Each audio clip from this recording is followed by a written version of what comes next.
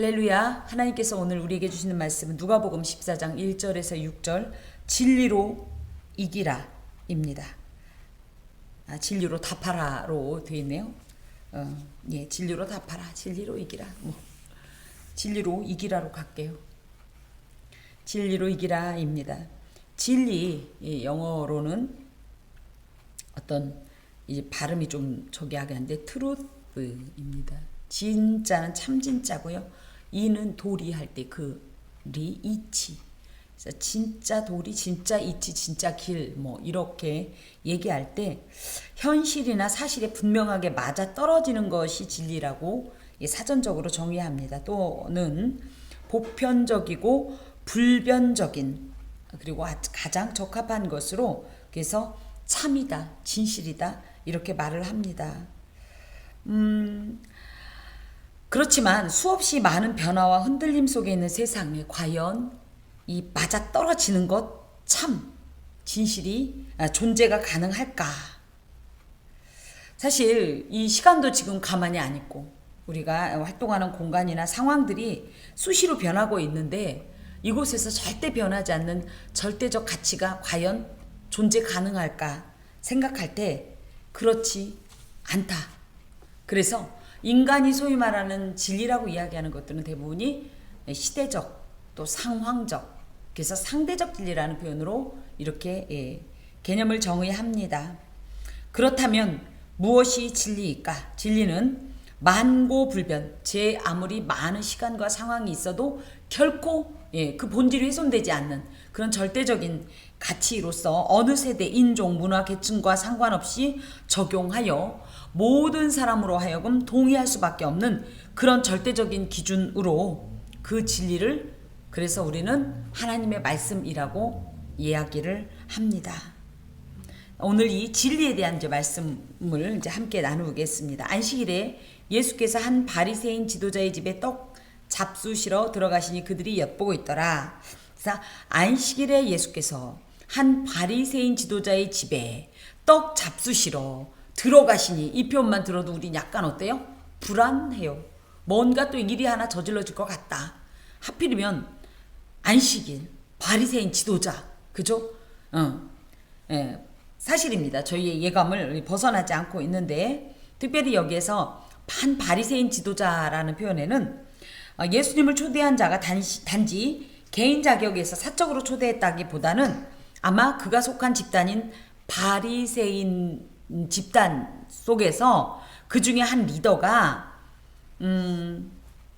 예수님을 여기 뒤에 보면 엿보고 있더라 이런 표현 가운데 무언가 함정을 파놓고 예수님이 이 안식일도 원래 안식일만 놓고 보면 우리에게 충분히 은혜롭고 굉장히 긍정적인 어떤 이런 이 키워드인데 바리새인과 겹치는 걸 봐서는 이것이 분명히 하나의 이 함정인 것 같다 이렇게 우리가 이제 직감할 수 있습니다. 특별히 당시에 안식일에는 회당에서 우리로 따지면 예배를 드린 후에 그 중에 한 사람의 집에 들어가서 성대한 이 식사를 하는 것이 하나의 관례였고 그것을 통하여서 더욱더 그 초대한 이의 경건함 같은 것들을 어필하는 그런 일종의 의식이고 행사였었습니다.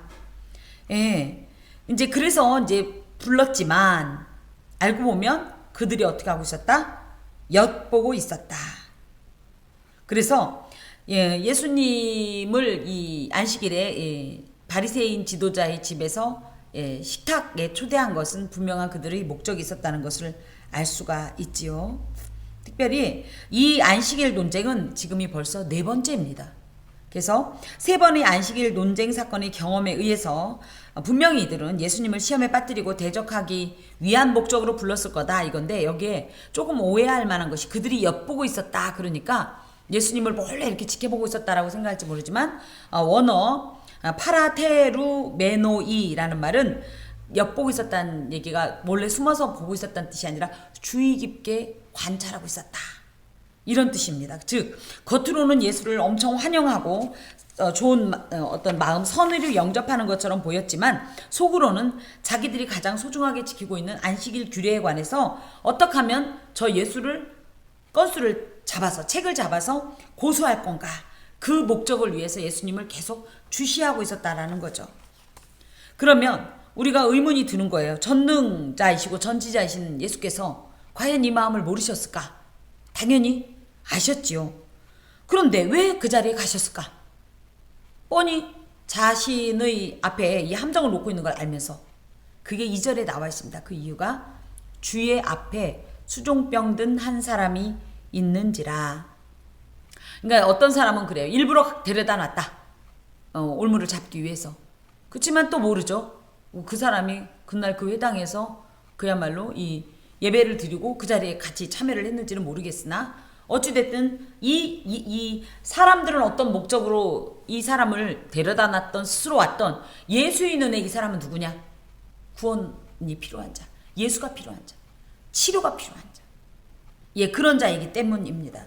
여기에 수종병이라고 했는데 예전 버전에 고창병이라고 되어 있었어. 이거는 의학 용어로 신약 성경에서 유일하게 이곳에 사용됐어요. 이런 걸 통해서 누가가 누구였다? 직업이 의사였기 때문에 이런 전문적인 병명을 이야기할 수가 있었는데 이 수종병이라는 것은 혈액 중의 액체 성분이 그래서 아마 혈장 성분이 그 혈관 안에 있어야 되는데 이 혈관 벽을 넘어서 밖으로 나오면서 다른 신체 조직 속이나 조직과 조직 사이 채광에 괴어서 이것이 오히려 이렇게 문제를 일으켜서 온몸이 붓고 살이 썩어가는 그런 그 당시에 그래서 이 병을 불치병으로 여겨질 정도로 아주 심각한 그런 질병이었는데 유대인들은 이 병이 죄로 말미암은 하나님의 저주에서 비롯된 것으로 여겼고 또 만성적 질병으로 취급했습니다.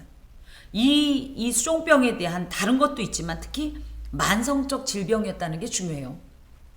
왜냐하면 바리새인들이 유전에 따르면 지금 당장 꼴딱꼴딱 넘어가는 병 그런 위중병이 아니면 특히 이런 것처럼 만성적 질병은 안식일에 치료하지 못하도록 법적으로 율법적으로 금지 규정이 있었기 때문이에요. 수종병 든 사람이 있어요. 이 사람을 고쳐줘야 돼요. 근데 이 사람이 하필이면 만성질환자예요. 그럼 이 만성질환자는 지금 고치면 안 돼요. 내일이나 안식일이 아닌 날 고쳐줘야 되는 거예요. 그래서 어떻게 보면 이것이 예수님에게는 올무이지만 예수의 입장에선 뭡니까? 지금 당장 이 사람이 오랫동안 알아서 만성적 질병이었건 급성적 뭐 어떤 질병이었건 간에 예수의 눈엔 누구예요? 그냥 치유를 필요로 하는 구원을 필요로 하는 예수의 손길을 필요로 하는 예수의 구원을 필요로 하는 사람 그 자체였다라는 거죠. 마찬가지입니다. 예수께서 이 세상에 오신 목적이 무엇입니까? 구원이 필요한 자들이 있었기 때문이에요. 그렇기 때문에 예수님은 언제나 그 목적에 충실한 이런 사역을 이행하십니다. 전 이걸 보면서 참 안타까운 것이 예수님께서 벌써 4번째 논쟁이라고 할 것 같으면 3번씩이나 반복적이고 명확하게 형식적인 안식일 준수를 지적하시면서 안식일의 참된 정신과 본질적 목적을 교훈해 주셨죠. 그런데도 어떻다? 전혀 변화되지 않고 전혀 그 말씀에 영향을 받지 않는 이런 모습 속에서 야 하물며 하나님께서 말씀하시는데 이렇게 말을 안 듣는 거예요. 왜 그러냐? 예수의 마음을 인정하고 순종할 마음이 없기 때문인데 이 본질로 들어가 보면 대본이 뭐예요? 하나님의 말씀을 받아들일 수 없는 것은 내 생각과 내 경험, 내 지식과 내 가치를 포기할 수 없기 때문이에요. 그게 꽉 차 있어서 하나님의 말씀을 받아들일 공간이 없는 겁니다. 우리도 하나님의 말씀을 받아들일 때 우리 마음이 비고 비었으면 어떡하죠? 그 말씀을 그대로 흡수할 텐데 이미 다른 것이 선점되어 있기 때문에 들어와도 거부하고 들어와도 오히려 반항할 수밖에 없는 겁니다. 예수께서는 우리에게도 지속적으로 반복적으로 또 명확한 진리를 교훈하십니다. 하지만 우리는 우리의 생각과 기준을 포기할 수 없기 때문에 그 말씀의 능력이 나를 변화시키는 것을 거부하는 거예요. 말씀이 내 안에 들어오면 당연히 그 말씀은 생명력이 있기 때문에 우리를 당연히 변화시키는데 우리가 이 말씀을 듣는데도 왜 변화되지 않느냐? 사실은 내 안에 내가 너무 많아서 어떤 유행가 가사처럼 정말 내 안에 내가 너무 많아서 하나님의 말씀을 받아들일 공간이 안 되는 거예요. 이 말씀이 들어와야 나를 변화시키는데 말씀을 영접할 의지 자체가 없고 오히려 이 말씀을 내 안에 있는 것으로 이겨버리니까 이게 문제입니다. 참 안타까운 이런 장면입니다. 제가 그래서 이제 3절에 보면 예수께서 대답하여 이르시되 사실은 질문도 안 했어요. 그죠? 아무도 말 안 했죠. 이 병을 고쳐줍니까? 이런 것도 없어요. 근데 어찌됐든 이 장면을 통해서 예수께서는 그동안은 항상 어떻게 썼냐면 안식일 논쟁이 예수님께서 안식일에 병자를 고치면 이것을 공격하고 유대 지도자들이 그러면 그들을 다시 교훈하는 이런 방식으로 되어 있었는데 이번에는 오히려 예수님께서 먼저 이들에게 질문하십니다. 뭐라고? 안식일에 병 고쳐주는 것이 합당하냐 아니하냐. 이것은 안식일에 병을 고치는 것이 율법적으로 옳은 것이냐 아니냐 몰라서 물어보는 게 아니라 그 입술로 시인하기를 원하는 거예요. 뭐요? 안식일의 본래 목적은 뭡니까? 어그러진 것을 회복하는 거예요. 무너진 것을 다시 한번 중수하는 거예요. 이 목적을 너희들이 이해하고 있느냐? 이걸 질문하신 겁니다. 그러므로 지금 현재 이들이 야, 저 만성 질환자를 고칠라나 안 고칠라나 하고 쳐다보는 이 자체가 벌써 그릇된 생각이라는 거야. 안식일이 본래의 목적에 합당한 이런 어떤 생각이 아니기 때문에 그것을 온전하게 하려고 이런 질문을 한 겁니다. 이런 걸로 봐서 예수님은 모르고 이곳에 들어가신 게 아니라 모두 알고 들어가셨다는 것을 우리가 알 수가 있지요.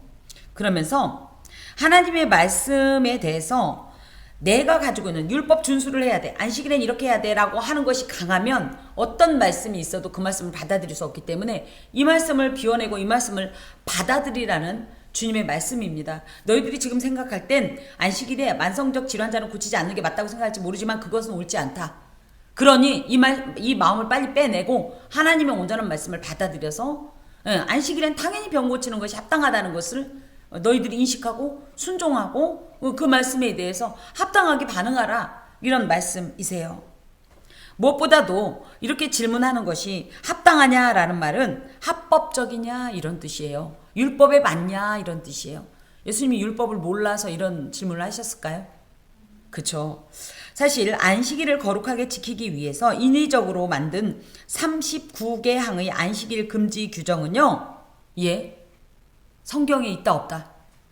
없어요. 모세의 율법엔 특히 병 고쳐주지 말라는 얘기가 없어요. 만성질환자건 뭐건 없어요.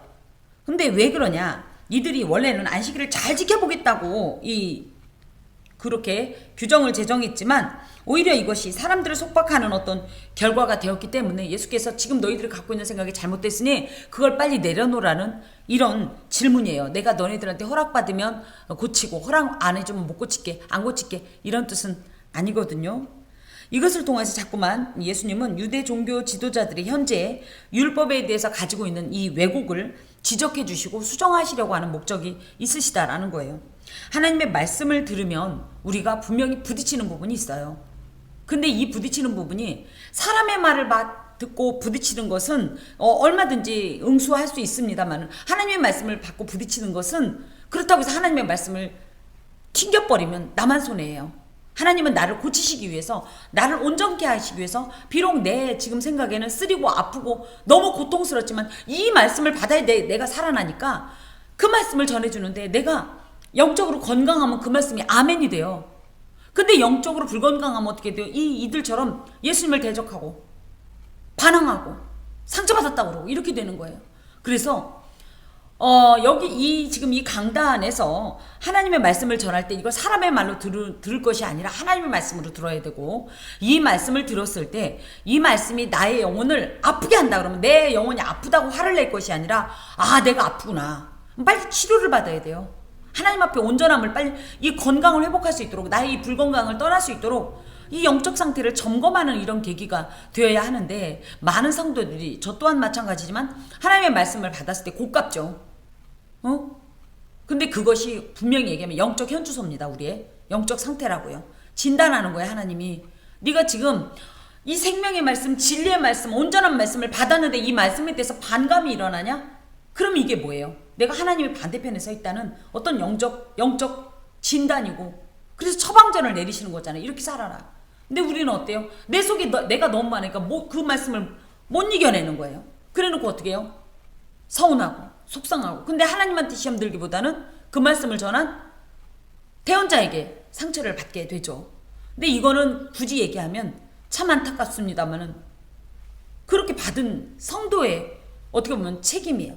그래서 우리가 이 하나님의 예수께서도 그러잖아요. 당신 때문에 넘어지지 않는 자가 되어야 된다는 표현이, 우리가 하나님의 말씀을 받고 내가 자꾸 마음이 비비 꼬인다. 그럼 빨리 하나님과의 관계를 회복해야 온전한 말씀을 받을 수가 있습니다. 그러면서 이제 예수님께서 이제 이렇게 질문을 하자 4절에 그들이 잠잠하거늘, 잠잠하다라는 말은 해시조라는 말로 입을 꾹 다물었다는 얘기예요. 진짜. 근데 왜 그랬냐? 본래의 율법 규정에는 없는 조항이었기 때문이에요. 만성 질환자를 고쳐주지 말아야 된다는 것이. 그러니까 이 율법에 이렇게 안식일을 거룩하게 지키기 위해서 주신 이 규정 안에 지금 너희들이 생각하는 그것이 포함되어 있냐 이렇게 질문했을 때 할 말이 없는 거예요. 원본에는 없거든요. 근데 저는 이런 생각도 합니다. 사실 이들이 하나님과의 온전한 관계 속에 있었다면 급성적 질병이라는 것은 뭐예요? 지금 막 아프기 시작한 거잖아요. 물론 더 위급하지만 그만큼 고통당한 시간이 짧죠. 무슨 얘기인지 이해가 가요? 근데 만성적 질병은 어떻습니까? 당장 혈루증 앓는 여인 12년 동안 날마다 하혈한다고 생각해봐요. 오히려 만성적 질병을 앓는 사람이 오랜 기간 동안 고통을 당했기 때문에 오히려 그 사람한테 더 긍휼과 자비의 어떤 이런 동정이 일어나야 되는 게 마땅하지 않습니까? 도대체 누구를 위한 종을 울리는 거예요? 누구를 위한 안식일이 있는 겁니까? 그런 부분에 있어서 예수님이 너무 답답하시니까 이런 질문을 했더니 이것들이 또 어떻게 해요? 할 말도 없고 또 뭐예요? 말 잘못했다가는 어떻게 됩니까? 자기들이 그 예수님의 온전하신 말씀 앞에 할 말이 없고 반박할 말이 없으니까 실수하지 않으려고 입을 다무는 이런 교만한 모습입니다. 그랬더니 예수님께서 허락받고 하신 건 아니에요. 예수님께서는 당신이 누가 허락하건 말건 당신이 이 모든 것의 판결자잖아요. 결정자이기 때문에 당신이 결정한 대로 행하시는데 그게 뭐였냐면 그 사람 2절의 수종병 든 그 사람을 데려다가 고쳐 보내시고, 이 고쳐 보냈다라는 말이 이 에필람바노 이런 말로 이렇게 고쳐 보내셨다라는 요 말 앞에 데려다가라는 말이, 데려다가라는 말이, 그리고 데려다가 보내시고라는 말이 강제로 끌고 와서 이런 뜻이에요. 강제로 그 사람을 끌고 와서 당신한테 강제로 끌고 와서 이 사람을 고치시고 또 보냈다는 말은 뭐냐면 떼어냈다, 무리로부터 떼어내서 보냈다 이런 뜻이에요. 강제로 끌고 와서라는 표현 속에 연상되어지는 장면은 뭐냐면 물에 빠진 베드로를 예수님께서 붙잡아 끌어올리시는 것처럼 이 사람을 당신께로 끌고 와서, 그런 다음에 오히려 이 병든 사람이 병에서 놓여서 병과 따로 떼어서 병은 병대로 처리하시고 이 사람은 자유케 보내셨다. 그래서 병에서 주께서 이 사람을 그 병으로부터 떼어냈다. 언어상으로 이렇게 해석이 됩니다. 그러면서 이제 예수님께서 이제 말씀하시기를 또 그들에게 이르시되 너희 중에 누가 그 아들이나 소가 우물에 빠졌으면 안식일이라도 곧 끌어내지 않겠느냐. 아들이나 소는, 아들은 이 세상에서 진짜 누구와 바꿀 수 없는 소중한 존재고 소도 마찬가지입니다. 그쵸? 굉장히 이제 소중한 어떤 존재라고 할 때 이들이 죽음 앞엔 어떡하겠어요? 가장 소중한 존재가 죽어가는데 마땅히 구원하는 게 맞습니다. 구해내는 게 맞습니다. 설령 그것이 자신들이 정한 안식일 규정을 위반하는 행동이라 할지라도 마치 만약 자기들의 아들이나 소가 물에 빠져서 죽을 것 같으면 당장 끄집어낼 거다 이거죠. 그러지 않냐 이거예요. 너네들 실제로. 인간의 유전에 얽매여서 율법의 근본 정신을 도외시하고 있는 그들에게 예수께서는 율법의 근본 정신이 무엇이냐, 즉 뭐예요? 죽어가는 자를 구원하려고 율법이 있는 거예요. 하나님께로부터 멀어지고 병 때문에 멀어지건 뭐 때문에 멀어지건 멀어지는 자를 다시 한번 꽉 붙잡아다가 하나님께 두고, 그리고 그들로 하여금 하나님께로부터 멀어지게 만들었던 수많은 것들을 떼어내서 그걸 버리시고 참 자유를 주시려는 이게 안식일의 본래 목적이고, 이것이 율법의 이 제정의 이 근본적인 취지인데 이것을 외면한 채 오히려 그것으로 인하여서 도리어 이 올무로 또 짐으로 이 사람들을 괴롭히고 있는 이들에게 이 주님께서 이런 이제 교훈과 함께 책망을 주시는 겁니다. 그러면 이제 늘 얘기하시듯이 예수님이 안식일을 어겼냐? 아니요. 예수님은 안식일을 어긴 게 아니라 안식일을 회복하셨죠.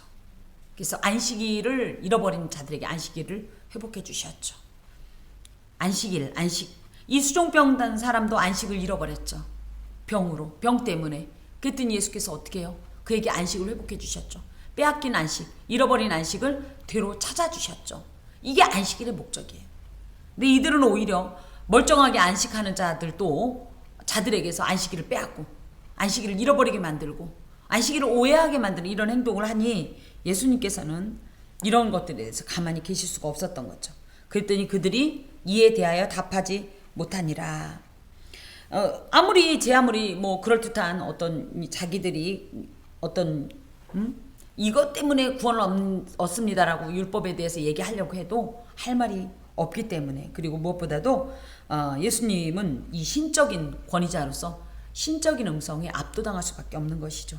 결국 그래서 예수를 넘어뜨리려고 기회를 엿보던 사람들은 어리석은 행동만 한 것이고 오히려 하나님으로부터 큰 책망의 음성만 듣게 된 것입니다. 오늘 이 본문을 통해서 우리가 좀 기억할 것은 복음을 전하려면 복음을 들어야 할 사람에게로 우리가 가야 한다는 사실입니다. 이제 우리 교회가 많이 버겁습니다. 저희 교회가 이제 하려고 하는 일들이, 그래서 저도 그걸 놓고 계속 기도하고 있는데 여기서 기다리기만 할 수는 없습니다. 실제로 우리 공간은 그렇게 사람들의 눈에 띄는 것도 아니고 찾기가 접근이 용이한 그런 공간이 아니에요. 그렇기 때문에 복음을 들어야 할 사람에게로 복음을 들고 지금 나아가려고 하는데 정말 만만치 않은 일이라서 많은 부담도 되고 근심도 되고, 심지어는 얼마 전에 있었던 그런 일들 때문인지 만약에 또 누군가가 그런 일로 인해서 넘어질까봐 저도 굉장히 가슴은 무겁습니다. 하지만 중요한 건 뭐예요? 제가 저번에도 말씀드렸듯이 십자가 아래에 있는 교회가 은혜로운 교회가 아니에요. 우리가 하나님의 은혜를 받았고 십자가의 정신을 알았더라면 예수가 나아갔듯이 우리도 나아가야 돼요. 우리가 흩어져야 돼요. 전해야 돼요. 걸어야 돼요. 달려야 돼요. 선포해야 돼요. 소리를 높여야 돼요. 예, 그렇기 때문에 용감하게 우리 성도들과 함께 나아가려고 합니다. 더하여서 사탄과 싸워, 우리와 대적하는 이들과 싸워서 이길 수 있는 최선의 길은 피하는 게 아니라 어떻게 하는 거냐면 담대하게 맞서 싸우는 건데, 그때 우리가 사용할 무기가 뭐냐? 바로 진리입니다. 진리. 절대적 가치. 하나님의 말씀입니다. 많은 사람들이 이 진리를 가지고 있음에도 불구하고 진리의 말씀으로 비진리를 향하여서 선포하지 못하고 비진리에 압도당하고 진리를 슬그머니 뒤로 섬기고 그러면서 다투고 싶어 하지 않는데, 물론 싸우는 걸 좋아하는 건 아니지만 누군가가 비진리로 진리를 공격했을 때 우리는 마땅히 이 진리의 이 무기를 가지고 그들을 상대해서 싸워야 합니다. 진리에 대한 확신을 가지고 진리로 비진리를 이긴다라는 이런 어떤 확신과 확고한 어떤 이런 심지를 가지고 이기려고 몸부림치면서 주의 도움을 구해야 됩니다. 다만 유치한 승부근성으로 무조건 이기라는 건 아니에요. 하지만 진리 자체가 그 어떤 것과 대항해서 질 수가 없습니다. 진리 자체는 무조건 이깁니다. 그러니 두려워하지 말고 이 비진리에 대해서 진리를 내세워서 이겨야 하는데, 우리가 아까도 말씀드린 것처럼 유치한 승부, 무조건 이기려고 이기는 게 아니라 그 영혼을 사랑하는 마음으로, 그 사랑과 긍휼의 마음으로 진리를 선포해 줘야 하는 겁니다. 진리만이 생명입니다. 진리여야 살아납니다. 회복됩니다. 그렇기 때문에 비록 듣는 이가 아파도 진리를 선포할 수밖에 없는 것이지요. 말씀을 깨닫고 행할 힘을 주는 것은 진리신 하나님 자체이십니다. 그렇기 때문에 이 하나님의 능력이신 진리를 붙들고 우리는 언제나 누구에게든지 선하게 교훈할 수 있습니다. 그러면 이 진리가 뭐냐 할 때 말씀이라고 하지만 이 말씀을 쉽게 말하면 누구라고 표현하냐면 예수라고 표현합니다. 진리는 예수입니다. 그래서 하나님의 말씀이신 예수만이 만고불변의 진리이시고, 이 예수는 강한 능력이 있는데 어느 정도로 강한 능력이냐? 죽음을 이기신 자예요. 죽음을 이기신 자라고 하면 이 세상에 죽음을 이긴 존재는 아무도 없어요. 죽음을 이기신 자입니다. 그러므로 죽음을 이기신 분이, 이 예수가 세상을 이기고요, 나를 이기고요, 죄를 이길 수 있는 이 능력 자체입니다. 그래서 무슨 일을 만나든지 진리로 이기고 누군가 무엇을 질문했을 때도 진리로 답하고 진리로 맞서고 하여서 우리가 결코 비진리에 굴복당하지 아니하고 승리하는 저와 여러분이 되어야 합니다. 예, 기도하겠습니다. 하나님, 수많은 비진리들이 진리인 양 판을 치고 활개하는 이 세상 가운데 우리는 진리의 편에 선자라 하면서도 주님의 말씀을 분명히 붙잡고 있으면서도 자꾸만 비진리에 압도당하고 굴복하는 모습을 고백합니다. 주님 용서하옵소서. 예수 그리스도로 또 예수 그리스도만이 우리를 승리하게 하고 이기게 하심을, 그리고 비진리적 질문에 대한 마땅한 답인 것을 알게 하시고, 그리하여 누가 무슨 일을 하든지 어떤 상황이 되든지 진리를 붙잡고 진리 가운데 서서 참으로 진리로 답하며 진리로 이기게 하여 주시옵소서. 내 속에 있는 수많은 비진리들을 모두 몰아내 주시고 참으로 진리로 가득하여 저 누구든지 진리를 구하는 자에게마다 예수 그리스도를 증거하고 그리함으로 그 영혼이 참된 안식을 찾고 회복할 수 있도록 참으로 귀한 통로로 쓰이게 하여 주시옵소서. 예수 그리스도의 이름으로 기도하오며 주님의 기도를 드립니다. 하늘에 계신 우리 아버지, 아버지의 이름을 거룩하게 하시며 아버지의 나라가 오게 하시며 아버지의 뜻이 하늘에서와 같이 땅에서도 이루어지게 하소서. 오늘 우리에게 일용할 양식을 주시고 우리가 우리에게 잘못한 사람을 용서하여 준 것 같이 우리 죄를 용서하여 주시고 우리를 시험에 빠지지 않게 하시고 악에서 구하소서. 나라와 권능과 영광이 영원히 아버지의 것입니다. 아멘.